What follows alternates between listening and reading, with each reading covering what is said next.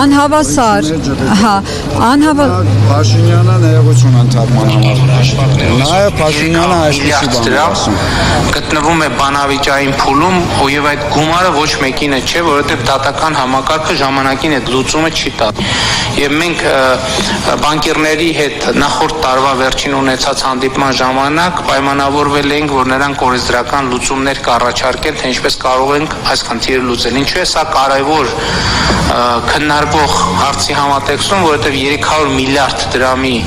հայտնվելը ֆինանսական շուկայում հնարավորություններ կստեղծի տոկոսների նվազեցման համար։ Կենտրոնական բանկի մոտավոր հաշվարկներով այսօր 300 միլիարդ դրամ գտնվում է բանավիճային փուլում, եւ այդ գումարը ոչ մեկինը չէ, որովհետև դատական համակարգը ժամանակին այդ լուծումը չի տա։ Եվ մենք Քանի որ Հայաստանի Հանրապետության վարչապետի պաշտոնը ստանձնած Նիկոլ Փաշինյանը 2019 թվականի փետրվարի 15-ին հրավիրելով կառավարության նիստ հայտարարում է, որ 300 միլիարդ դրամ ոչ մեկինը չէ, իսկ 2021 թվականին ձևավորվել է խորհրդարանական անդիմություն, հա? Եթե խորհրդարանական անդիմությունը առողջ լիներ, այլ իրար վրա շպրտեին աշխատեին, որպես արտախորհրդարանական ուժ եւ որպես Հայաստանի Հանրապետության քաղաքացի, չենք գա պահանջենք բանկերի տոկոսների նվազեցում, ինչպես նաեւ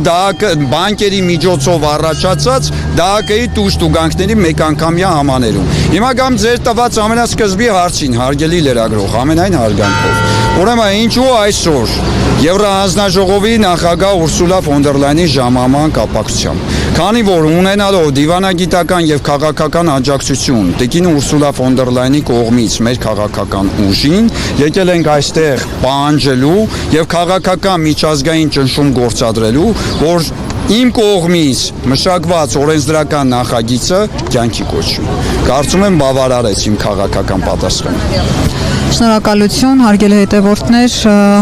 Անդրադառնալ պարոն Փաշինյանի ասացին, որ քաղաքացին պետք է ցույց տա Ես կանդրադառնամ պարոն Փաշինյանի ասացին, որ քաղաքացին պետք է ինքը վերցնելու դեպքում մտածի ինքը կարող է դա վճարել, թե չի կարող, բայց այսօր սոցիալական հարցումները ցույց են տալիս, որ Հայաստանի 80%-ը ունեն նմանատիպ խնդիրներ, ու ինչ չի թվում, որ կարելի է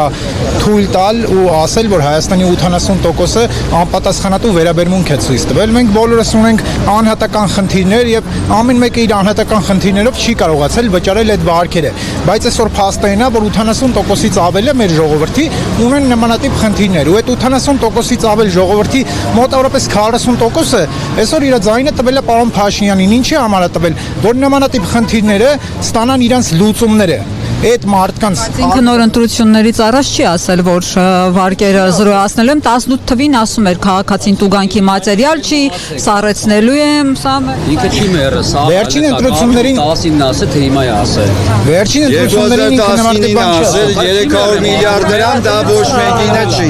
Հիմա եկել ենք մենք պահանջելու 300 միլիարդ դրամը, եթե որևիցե մեկինը չի,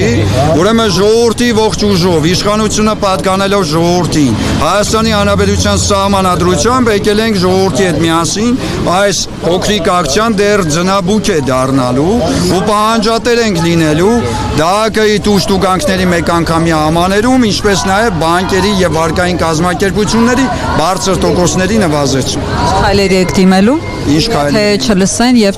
Ավտորը շարաշուններով երթեր ենք իրականացնելու Հայաստանի Հանրապետության ողջ տարածքում, ինչպես նաև կազմակերպելու են կենտրոնական ընտրական հանձնաժողովի միջոցով իրավաբանորեն ձևավորված ստորագրահավաք 60,000 ստորագրություն եւ եթե ազգային ժողովը կամայականություն կդրսևորի կամ որևիցե իր համար, ինչպես որ Եվրադաշինքի ձևավորված ստորագրահավաքը իրենց համար դեռ մենք պատրաստ չենք գնանք Եվրոպա,